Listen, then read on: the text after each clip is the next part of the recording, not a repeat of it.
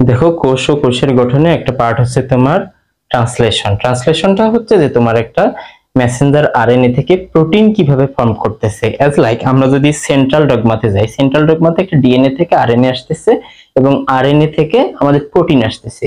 মিডলের যে আরএনএটা ওটা হচ্ছে মেসেঞ্জার আরএনএ। তো আমরা আগে পড়ছি যে আরএনএ কত প্রকার, 5 প্রকার। আরএনএ 5 প্রকার আমরা কিভাবে মাথায় রাখবো, ট্রিক্স বলছিলাম যে ট্যামার্গমাই, transfer RNA, messenger RNA, ribosomal RNA, genetic RNA, minor RNA, 5টা আরএনএ। তো 5টা আরএনএ এর মধ্যে আমাদের মেসেঞ্জার আরএনএটা কি তৈরি করে, প্রোটিন ফর্ম করে। এখন তুমি বলতে পারো যে ভাইয়া প্রোটিন জিনিসটা কি? প্রোটিন হচ্ছে অ্যামাইনো অ্যাসিডের পলিমার। অ্যামাইনো অ্যাসিডের পলিমার, অ্যামাইনো অ্যাসিডের পলিমার। অ্যামাইনো অ্যাসিডের সংকেতটা কি? একটা কার্বনের হাত কয়টা? 4টা। একদিকে দিবে H2N COOH, একটা হচ্ছে H, একটা 4। এটা হচ্ছে আমাদের অ্যামাইনো অ্যাসিড। তো অনেকগুলো অ্যামাইনো অ্যাসিড আমাদের পেপটাইড বন্ডের মাধ্যমে প্রোটিন গঠন করে এবং প্রোটিনের মনোমর আমরা কি পাবো? Amino acid. তো এখন আসলে আমরা মূল ব্যাপারে যাই যে মেসেঞ্জার আরএনএ থেকে কিভাবে প্রোটিনটা ফর্ম করে। তো দেখো, ট্রান্সলেশন প্রক্রিয়াটা বর্ণনা করার জন্য 3টা ধাপ তোমার বর্ণনা করা লাগবে উইথ চিত্র। চিত্রটা দিলে বায়োলজিতে মাথায় রাখবা যত জায়গায় তোমার সম্ভব প্রত্যেকটা জায়গায় চিত্র ইনক্লুড করা।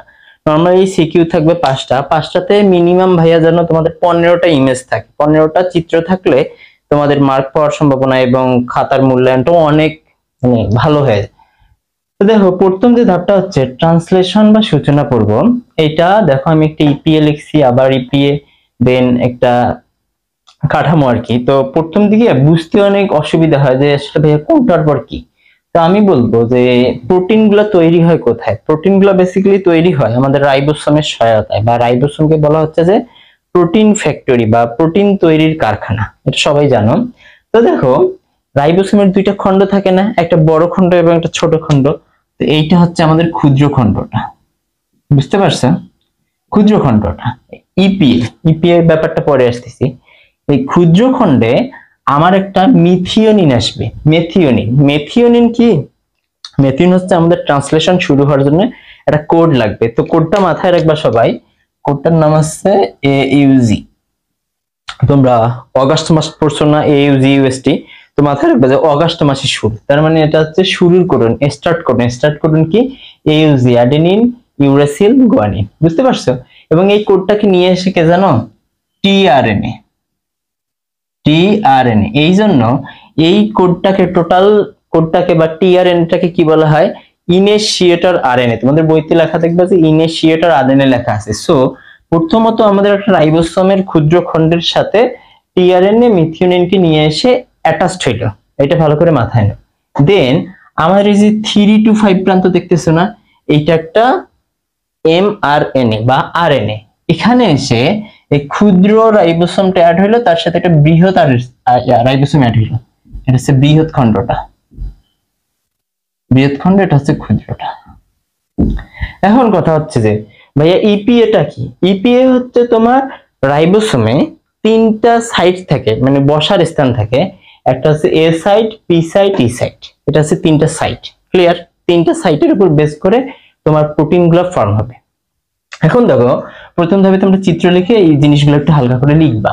দ্বিতীয় ধাপ হচ্ছে আমাদের বর্ধিতকরণ ধাপ। বর্ধিতকরণ ধাপ কিভাবে ব্যাখ্যা করবা? যে আমাদের এখান থেকে দেখো, এখান থেকে টিআরএনএ এর সহায়তায় প্রথমে আমাদের অ্যামাইনো অ্যাসিড ফর্ম হলো এবং সে এখানে থেকে এখানে প্রডিউস করে দিল।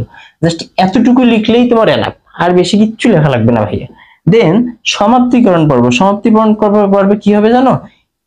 পি এর স্থানে যে তোমার প্রোটিন বা অ্যামাইনো অ্যাসিডটা তৈরি হয়েছে সেটা ইতে আসবে এবং এতে যেটা তৈরি হয়েছে সেটা পিতে আসবে। দেখো, পিটা ইতে আসছে, এটা পিতে আসছে। দেন প্রতিটা অ্যামাইনো অ্যাসিড একটার পর একটা করে চেইন গঠন করতেছিল এবং এই চেইনটা গঠন করার মাধ্যমে ফাইনালি আমরা একটা কি পাইছি বলতো? আমরা একটা পেপটাইড চেইন পাইছি। পেপটাইড চেইন, বা এটাকে তুমি কি বলতে পারো? প্রোটিন বলতে পারো। তাহলে আমরা এই দেখো আমাদের ফাইনাল প্রোডাক্ট কিন্তু পেয়ে গেলাম। দেন এদের সমাপ্তিকরণ কিছু কোড আছে, সেই কোডের ফলে এটা কোডটা শেষ হয়ে গেল বা তোমার ট্রান্সলেশন পর্বটা শেষ। তো এই পুরো প্রসিডিউরটা তোমাদের যদি এক্সামে আসে, জাস্ট 3টা ধাপ তোমরা চিত্র আকারে দিবা এবং 3টা একটু ব্যাখ্যা করে দিবা, তাহলেই এনাফ।